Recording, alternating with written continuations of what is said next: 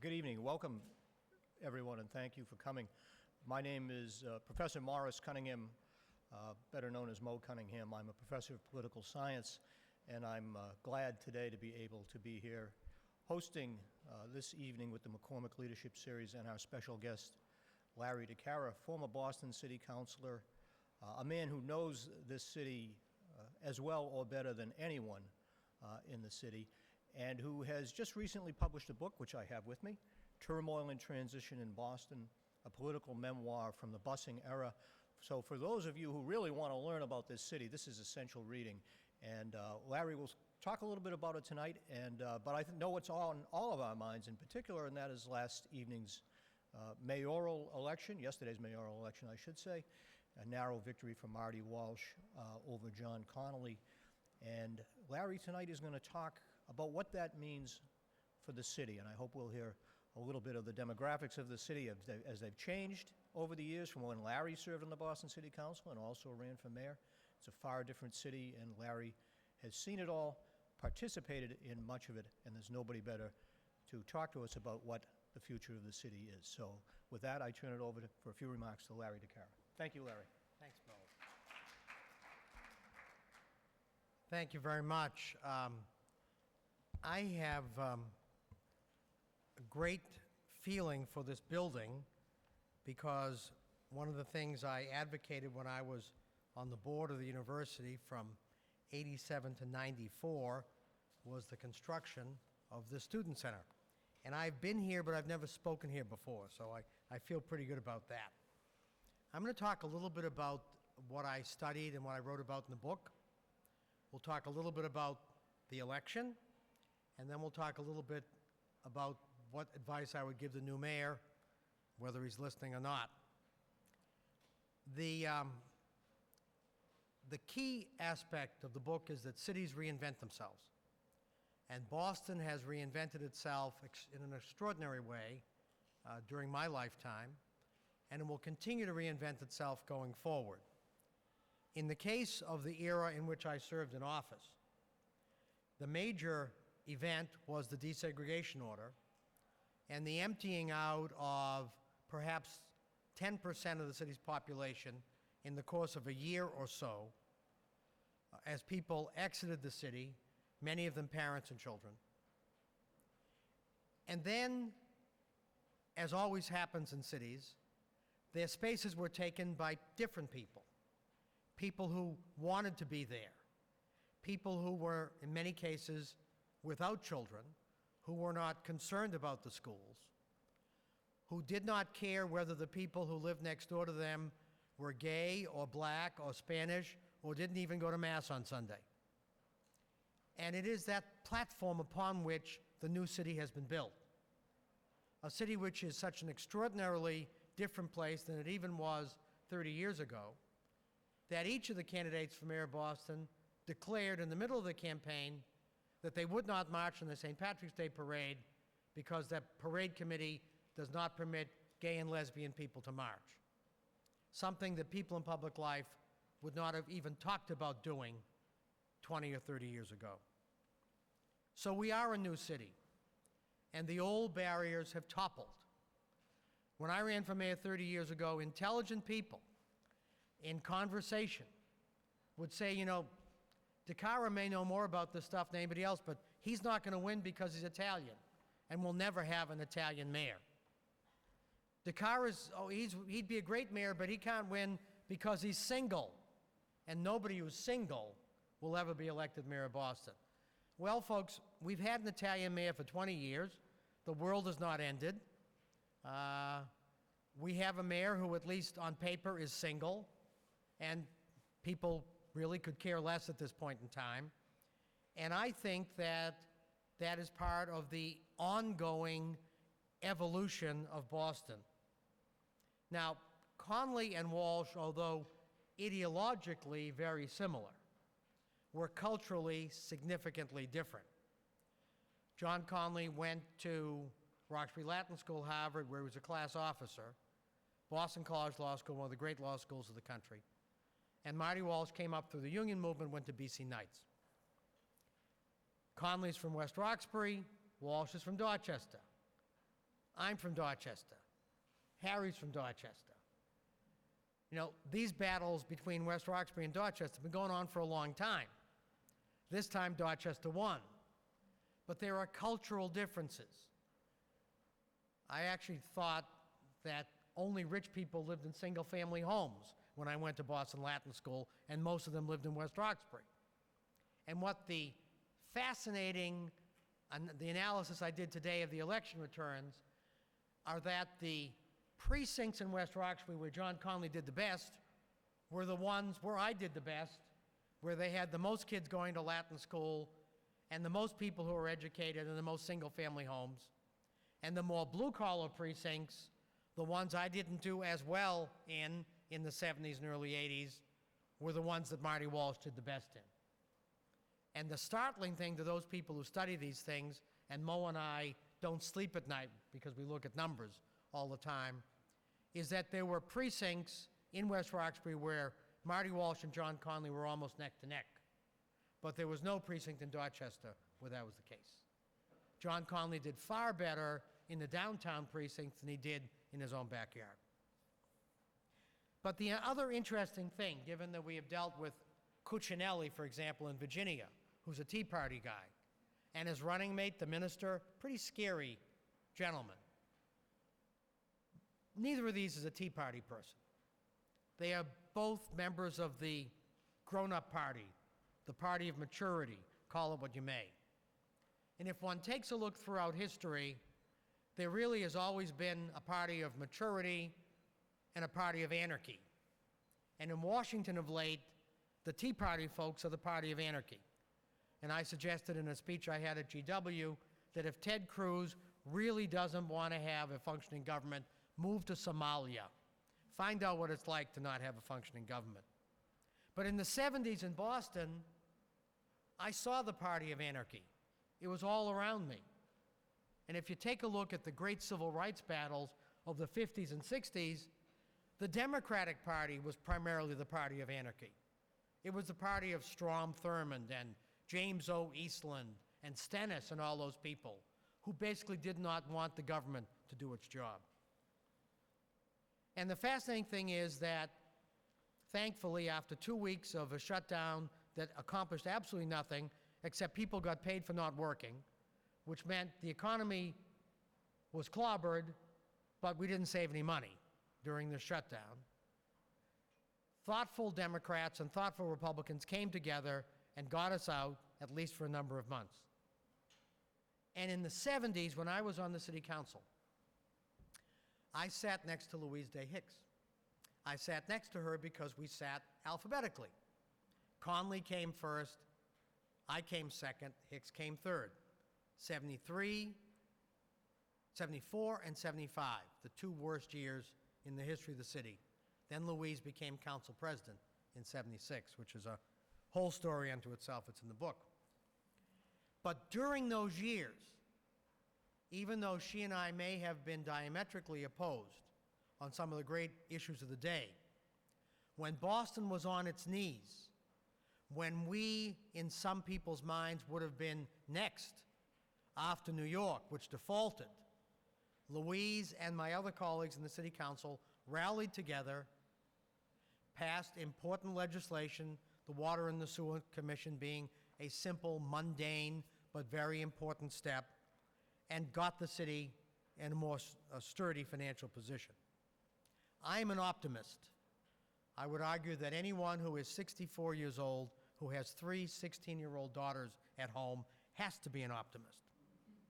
And I think that the future of this city is almost unlimited.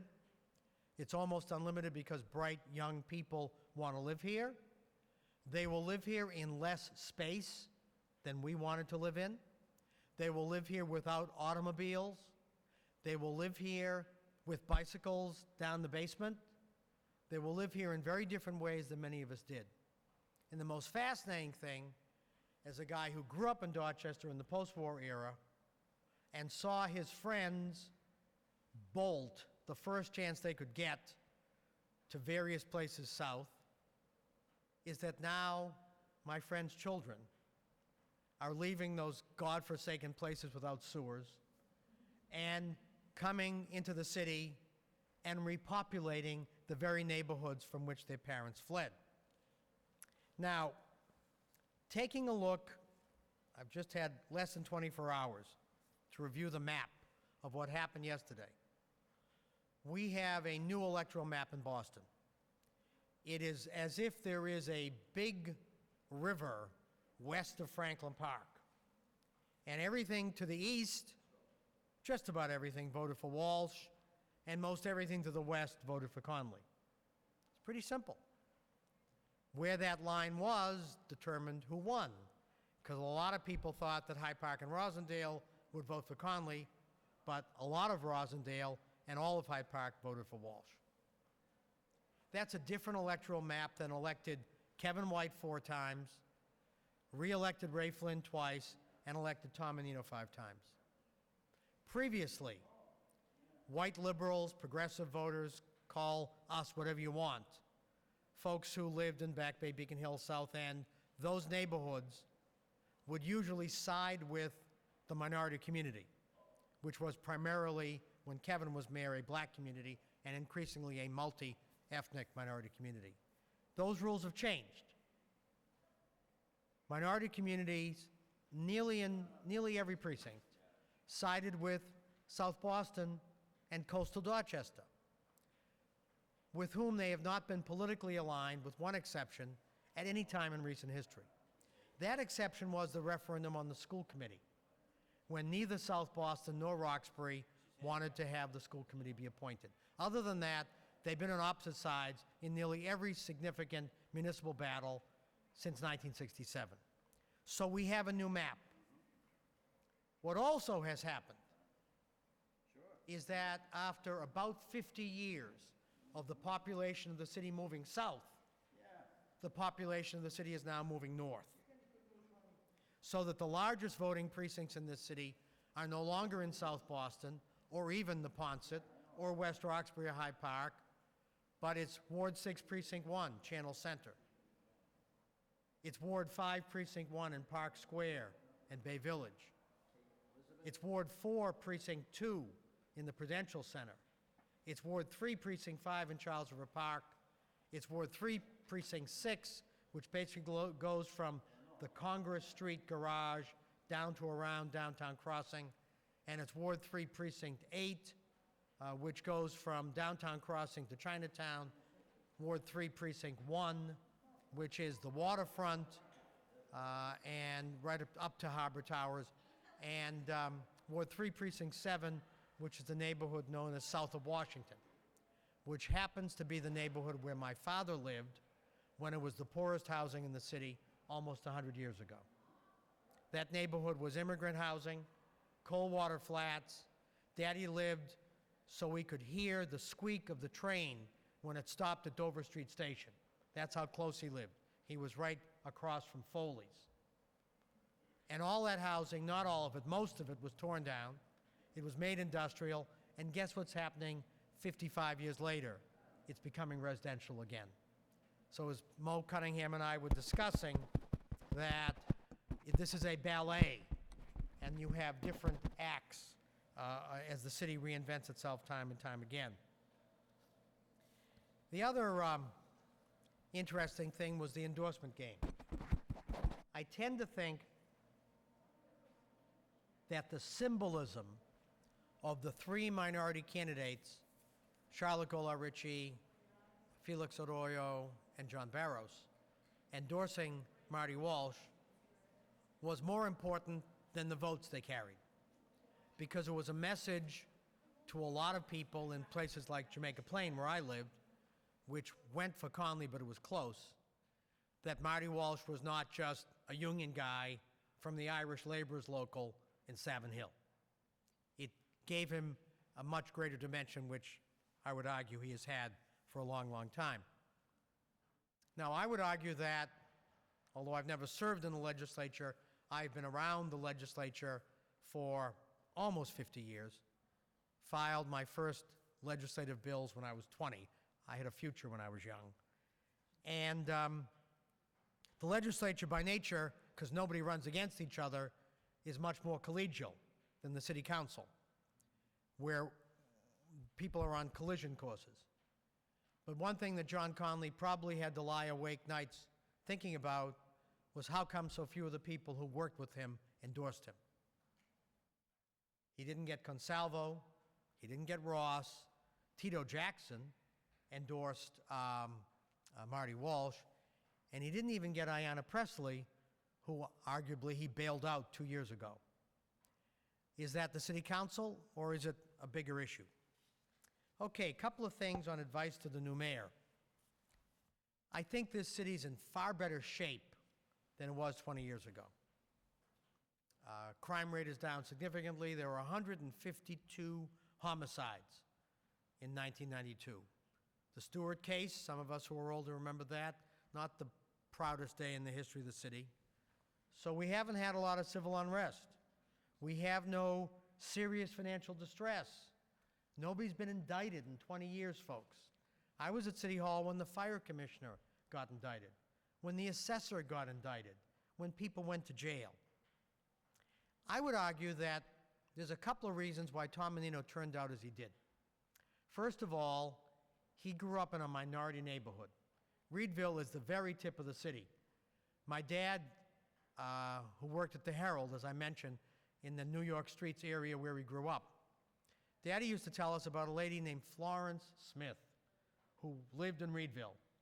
And Florence would take the train every day, single lady as I recall, and Florence lived in a house that had no sewer. And Dad thought that was quite something, that in the city of Boston in the 50s and 60s, there would be houses without sewers. But Reedville is not a powerful neighborhood. Kevin White was to the political manner born. His father, his grandfather, and his father-in-law had all been presidents of the city council. Ray Flynn grew up in South Boston, perhaps the most political neighborhood in the city.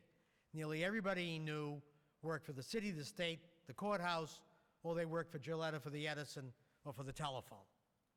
And none of those jobs were because of necessarily anything other than who they knew, or they were in construction locals. So Tommy was an outsider.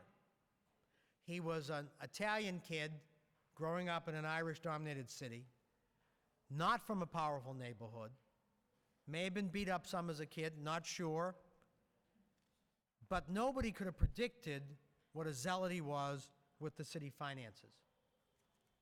And I think he's left the city in very good shape. Here are a couple of challenges that Marty faces. Number one, real estate and real estate investment. We've had a good run in Boston, but it's a very different city, and people invest in real estate for different reasons than was the case when I was a young man. It was not unusual in the 60s and the 70s for somebody to sit down at lunch at the Harvard Club, have a couple of stiff drinks — they didn't drink white wine at lunch back then, it was real booze — and cut a deal and give somebody a mortgage. That's history. You now have people who are HBS trained, sitting in front of terminals trying to figure out where the highest internal rate of return might be. We have to compete.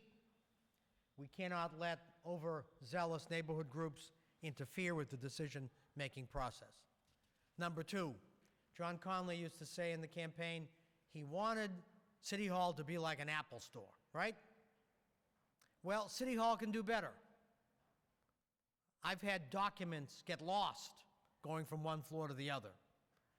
I've had notices be incorrectly mailed, resulting in months-long delays.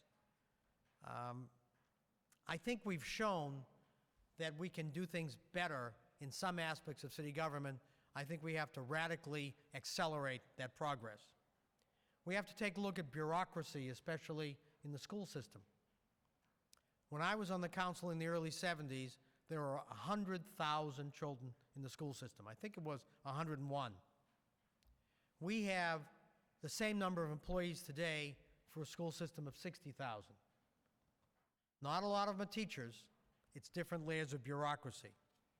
Let's face it, we all have read about charter schools, Harlem Children's Zone, Boston Collegiate, which is right near here, the old Monsignor Ryan property on Boston Street by Columbia Road. Poor kids can learn. Poor kids can learn if they get to school early, and they're well fed, and they get exercise, and people help them with their homework, and they don't have distractions, and they have a longer school day and a longer school year, and people tell them they succeed, and they do. I've seen the stats, I've met the children. And what's happened in the Boston schools, as the city has changed demographically, is that many people who can figure out the school system, as my mother did for us in the 1950s, when we specifically moved because she knew the school had small class size and lots of kids went to Latin school, is that people who can figure out the system are doing pretty well. But the people who cannot figure out the system are, in many cases, folks like my dad's family where nobody speaks English. And if they're told to go to a poorly performing school, they say that that's what they have to do. And those are the children who are suffering the most. Transportation drives me absolutely crazy. 100 years ago, we put the Green Line underground. Why? Because the trolleys were on Tremont Street and nobody could get any place. It was said there were so many trolleys on Tremont Street, it was quicker to walk along the tops of the trolleys because they weren't moving very fast. Remember, these were horse-drawn initially and then electric. So we put them underground so they wouldn't be clogging the streets. And what happens today? Somebody else clogs the streets. Rentham Outlets buses clog the streets. Buses going to Foxwoods clog the streets. Various suburban buses. Why in the name of God there has to be a bus in downtown Boston going to Salem Junction by way of Logan Airport and Central Square in Lynn is beyond my comprehension. Other than Mike Ruane, now deceased, was Vice Chair of Ways and Means and probably arranged for it. If we want to be welcoming to tourists, to pedestrians, to bicyclists, we have to clear the streets. We have to send those buses to North Station or South Station or Haymarket Square rather than have them downtown. There's going to be a new transportation master plan. Be bold. Many of the ideas we have are hangovers from World War II. Don't insist that there be parking garages for cars that no longer exist. Welcome people who are no longer automobile dependent. Those are tough decisions and ones that pit planners against neighborhood activists. And maybe the most important one, I was just on the phone with the Herald before I came here, hire good people. Don't go down the list of who made the most signs and assign them the best jobs. Hire the best people for the city. You know, Kevin White wasn't perfect, but Kevin White hired talent. And he hired people who, in some cases, he had no idea who they were. And they'd bring them in, and he'd say, "Who are you? Where are you from?" And many of them were friends of mine because I was in my 20s when I was at City Hall. And folks like Kirk O'Donnell and Bobby Hansen, they were brilliant. And they would challenge Kevin, and they would force him to make decisions which, in my opinion, helped the city. Student loans are student loans, whether one works for the city of Boston or for Fidelity. Buying 3 pairs of sneakers, something I have done on multiple occasions in the past 16 years, costs the same whether you're employed by Nixon Peabody or the city of Boston. The delta between public and private sector salaries has increased dramatically since I arrived at City Hall in 1971. Securing and retaining talented people is absolutely essential. Lincoln may have fared quite well with his team of rivals. I'm not so sure that that will work for everybody. I think he felt they were better inside the tent than outside the tent. But go for those best people. The city deserves nothing less. Okay, Mo? I will take questions on anything I said or anything I didn't say. We've got about half an hour or so. Fire away. And there's Vanessa has a microphone here. I'm going to ask one Okay. that you alluded to, if Sure. I may. In the last couple of weeks, the Globe's Joan Vanocchi wrote a column in which she said, well, the campaign's going on and here's some of the negative things, but nobody's talking about the two Bostons. Are there two Bostons, and what can we do about that Boston that's lagging behind? Question is, are there two Bostons? How do we deal with the Boston which is lagging behind? When I grew up in St. Gregory's Parish, Codman Hill Avenue, Ward 17, Precinct 4, we had a housing project across the street from the Charles Taylor School, where I went to school. Those folks had better housing than we did. Those folks had central heat. They didn't have to go downstairs at 6 in the morning and put coal in the furnace. They had duplexes, okay? The Baskin boys, you know, they had 3 bedrooms in their apartment at the Galvin Morton project. I never thought of the kids who lived in the housing project as being poor. When I went to Latin school, we had black kids, Asian kids, a couple of Spanish kids. One of now is Padre Enrique, a priest in L.A. We had Irish kids, Italian kids. Nearly every child came from an intact household. Not all, but most. Nearly everyone thought of themselves as middle class, even though some of them weren't. We had one kid whose father was a doctor, and he got kicked out for starting a fight at a hockey game. Long, complicated story involving orange pineapple tango. I was a witness. So we didn't think very differently about people. The class differences at Boston Latin School today are significant. And there are children who go away for spring vacation to fancy places. And there are children who go no place and sometimes may not be able to go to school. And the deltas between the haves and the have-nots in Boston are far more serious today than they were. And part of that is because there is very little housing which is privately owned, which is affordable, except to people who have significant incomes. And one can take a look in the South End, in Jamaica Plain. About the only place there are poor people are in subsidized units, where, of course, you pay 30% of your income, and if you don't have a lot of income, you don't pay a lot of rent.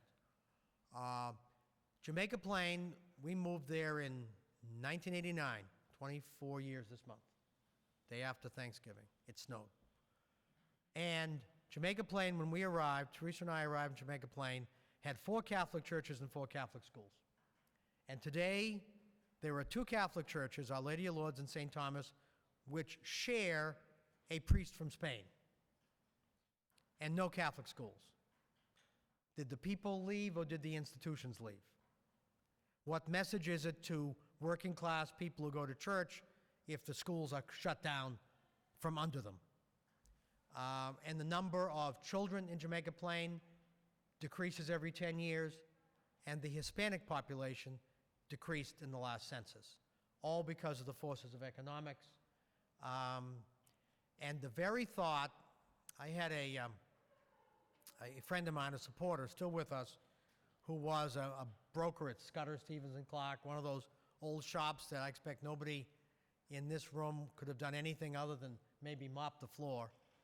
And his grandson now lives in a condominium, which is a flat in a 3-decker overlooking the Orange Line on Lamartine Street. And he paid probably more for that flat in that 3-decker with his trust fund than probably people could have spent that amount of money and bought a whole street 40 years ago when I was in the city council. So these demographic changes are dramatic, and they will continue, in my opinion, and we have to be aware of the fact that we have to have activist government, especially with housing programs, to keep middle-class people in the city. Other questions? Right there. Tell me who you are and where you're from, so everybody's going to know you, Chris.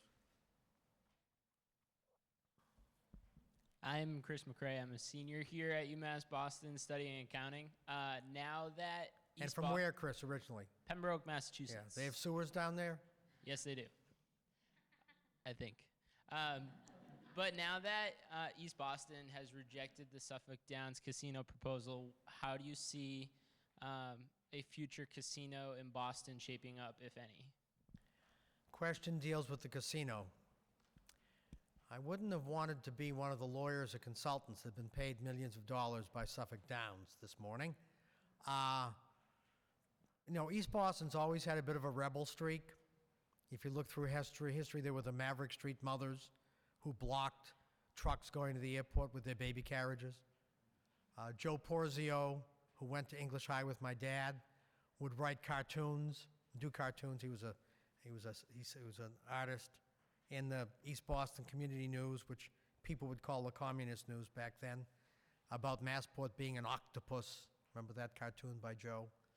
People like Anna DeFranzo would go to meetings in church rectories. That's why East Boston still exists. Other than that, Eddie King would have torn it all down, made it all one big airport.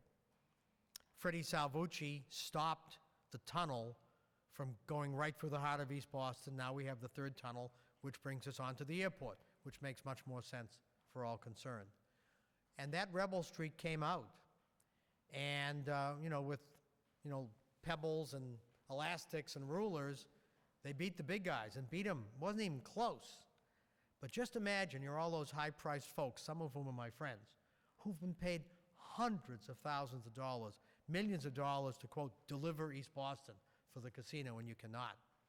I don't understand exactly how one can have a casino in Revere without going through East Boston. I don't think there's time to have another referendum on another plan, because you have to reference a specific plan. If the casino goes to Everett, Sullivan Square will be a traffic jam probably 24/7, because I don't think there's a way to get to Everett other than by Sullivan Square, except by helicopter. And maybe some of the high rollers would get brought in by helicopter. Maybe they don't do one in Eastern Mass. Maybe they do one in Milford. I don't know. But it's an extraordinary message of the power of the individual human being. It really is. Plenty of people will write Kennedy School cases about it, I'm sure. Any other questions? Yes, right there. Ann Kelly Contini. I work here at the university, but I have the distinction of Mr. DiCara used to chaperone my high school dances at St. Gregory's. We talked about it the other night. You referred to Kevin White in his sort of alumni association. How do you think the new mayor, Marty Walsh, can attract the caliber of people to work in state government that will do what needs to be done? I think the first thing is he has to say that all are welcome, and that he will not distribute, let's say there's 100 top-notch important jobs, he won't distribute them 10 here, 10 here, 10 there. And I think that he should, I saw Buddy Mosley in the elevator, maybe hire somebody like Buddy to bring the talent in. I think there are young people out there, intelligent people out there, idealistic people out there. Many of them have worked for Tom Menino, maybe more quietly than those who work for Kevin White, who would love to work in city government. There were some good ones who worked for Ray Flynn too, John Reardon. But Kevin just kept bringing them in. And he gave him a lot of ability to get stuff done. Now, part of that was Kevin was not a real manager. He wasn't the hands-on kind of manager that Tom Menino has been. And for the last 8 years, Kevin checked out off and on. That's why I was acting mayor during the blizzard of '78, because Kevin wasn't around. He was in Florida. And he was livid. I was on a national, I think it was national ABC radio all over the country. And now we are, the guy's name was Pat Romano, one of these guys who was all voice and no body. And now we have the acting mayor of Boston, Larry DiCara, from the city council president's office in Boston. Mr. DiCara, tell us what it's like in Boston. Well, 27 inches of snow in 24 hours. Kevin was livid. But he gave people a lot of ability to make decisions and to be great productive citizens. And I think that you have to allow people to do that. But the financial constraints are significant. I talked to a lot of young lawyers. They owe $150,000, $175,000, $200,000. Growing up, that's a couple of mortgages.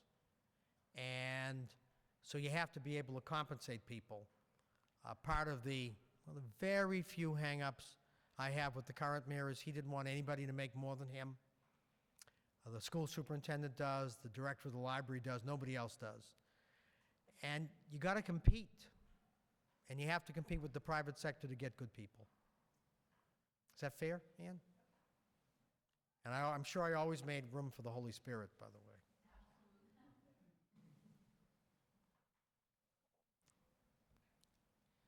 Hi, Larry. I'm Marcy Merdingham. One of my Facebook friends, Marcy.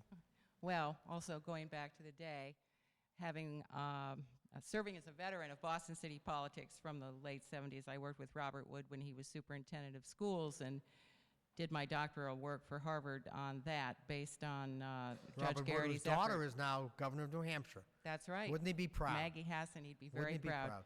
The only member of the family who succeeded in politics, at least organized politics. My question has to do with the issue of tax-exempt properties in the city of Boston. I remember when I started my doctoral studies back in 1975, for some strange reason, Ollie Oldham, who taught at the law school, asked me to help him do an assessment of the percentage of tax-exempt property in Boston. And coming from Michigan, where the civic spirit is high and the fights were less intense, I was stunned to learn that almost 80% of Boston's property is tax exempt, that the dirt, so to speak, is free, which places an enormous burden on any mayor to figure out how to pay for city services. It took me 20 minutes to find a parking space today here at UMass Boston because of all the construction going on, which is great for the university, but again, it's still tax-exempt property. So my question is, what will the new mayor, do you think, or anybody else, any of the civic leaders, yourself included, what kind of ideas are you thinking about in terms of tapping into the literally billions of dollars that are represented not just by the assets of those tax-exempt properties, but I had a colleague do a tally recently. The top 20 endowments in Middlesex County, Harvard by far being the largest, but just the value of their endowments alone is $50 billion.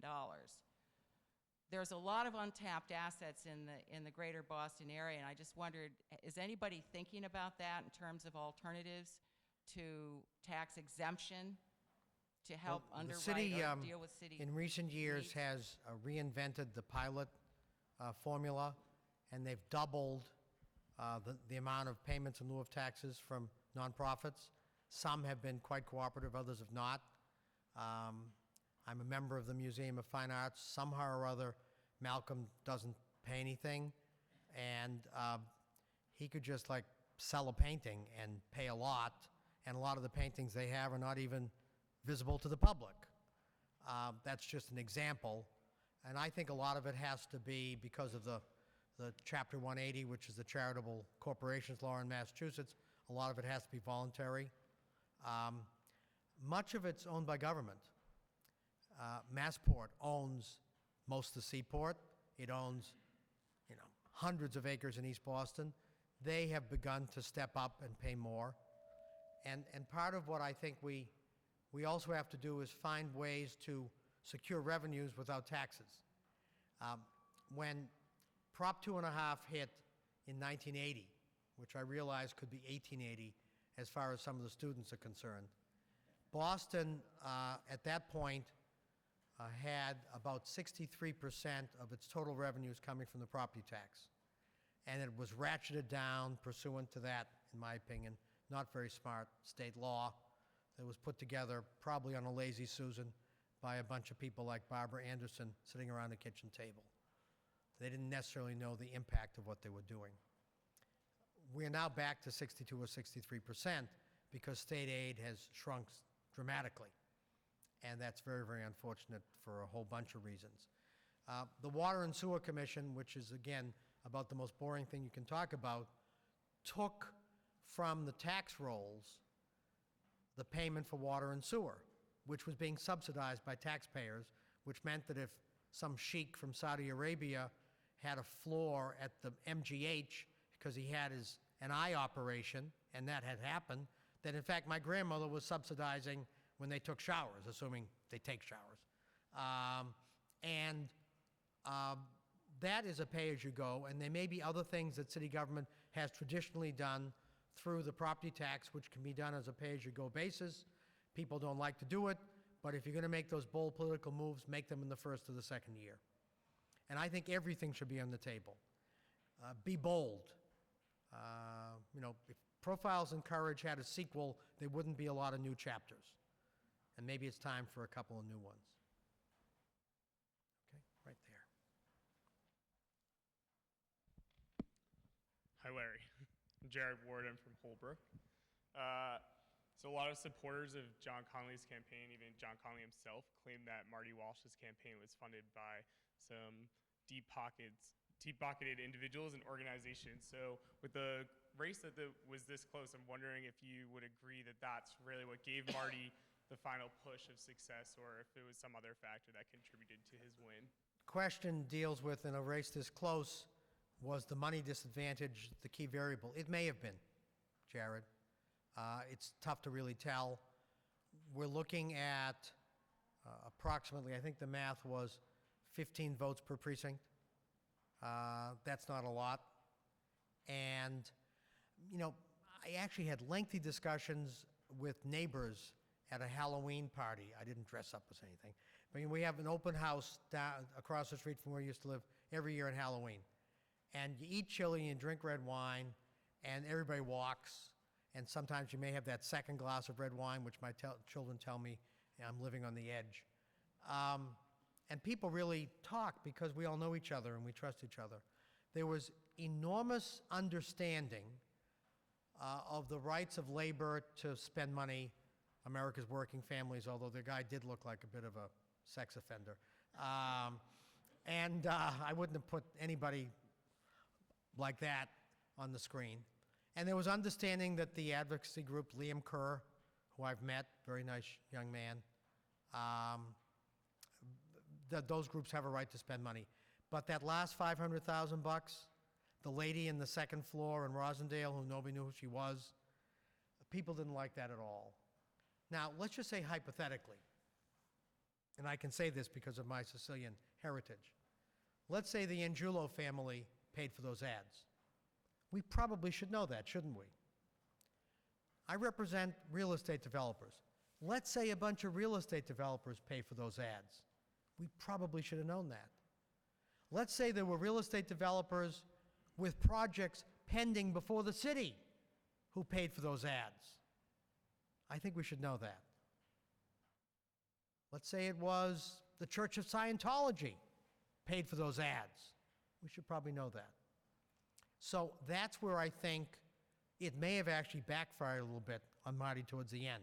But no doubt about it, he had more bodies and he had more money. And more often than not, when you have more bodies and you have more money, you win. Although in East Boston, that was not the case. And in '83, I know from personal experience that Mel King and Ray Flynn, who came in first and second, Flynn came in first, King came in second, they were almost neck and neck in the '83 preliminary, had far less money than Finnegan did, who came in third, and I came in fourth, 15,148, and Kearney came in fifth, and either one of us had more money than Flynn or King. So it's not always money, but in this case, I think it helped to soften the rough edges. It made Marty Walsh as human as he really is. It was a compelling life story. Jared and Chris are students of mine at the Boys State program, and I give a lecture 5 in the government course, about the role of the hero in American life. One of my favorite lectures. And for 6 months out of the year, I collect things, and as soon as the taxes go to the accountant, I start buffing up the lectures, which I'll start doing in February or so. I was at a forum with the 8 city council candidates. Of the 8, all but 2, Murphy and Flaherty, told of hardships in their life. Were John Kennedy alive today, perhaps we wouldn't be talking about PT 109 or writing a best-selling history book, but about Addison's disease, or almost dying on the operating table in '58. I think it's Professor Vorenberg at Brown refers to it as the confessional aspect of politics today, that everybody has to be forthcoming about everything bad which has happened. In the case of Marty, it's very true. I was saying to somebody earlier, he has sat in my office and received phone calls from people who he had to help get into a rehab facility. I saw it myself in my office. We were working in some real estate deal together. So that it may have been a variable. But that, this is the progeny of Citizens United, folks. Anybody who thinks it doesn't make any difference who the president is, because it doesn't make a difference who the Supreme Court is, watch Citizens United. 5 Republicans against 4 Democrats. Excuse me. Got time for maybe one more? Sure. It's only one day post-election, less than 24 hours, but if you were a betting man, would you say that Marty Walsh would win a second term, or do you think he has too much stacked against being the first one in after Menino? Vanessa, I never bet on sports or politics. But I will tell you this. Here's something to just think about when you're on your way home tonight. If Jackie Hart wasn't like me and didn't have all those tuitions to pay, and had stayed in the state senate, would Linda Dorsina Forey have run for mayor? Would Linda Dorsina Forey, a Haitian woman, married to an Irish guy, other end of Dorchester, St. Gregory's, Ward 17, Precinct 13, 4 kids, at least 2 master's degrees, one from McCormack maybe, I'm not sure. Wouldn't she have been a super candidate? Would she not have cleared the field? It may have been a different lecture today. Okay, thanks very much. I just want to present Larry with a token of the gratitude of the McCormack Graduate School. This is directly from Dean Ira Jackson's private stash, so you know it's the good stuff. I want to thank you all for coming. Let you know that next Tuesday evening here at 7 o'clock, the Center for Women in Politics and Policy will be hosting a forum featuring Charlotte Golar-Ritchie, other woman activists in the city of Boston, and my colleague, the very masculine Paul Watanabe, as well. And we hope you'll join us for that forum as well. And once again, Larry, thank you. The book, once again, is Turmoil and Transition in Boston, a political memoir from the busing era.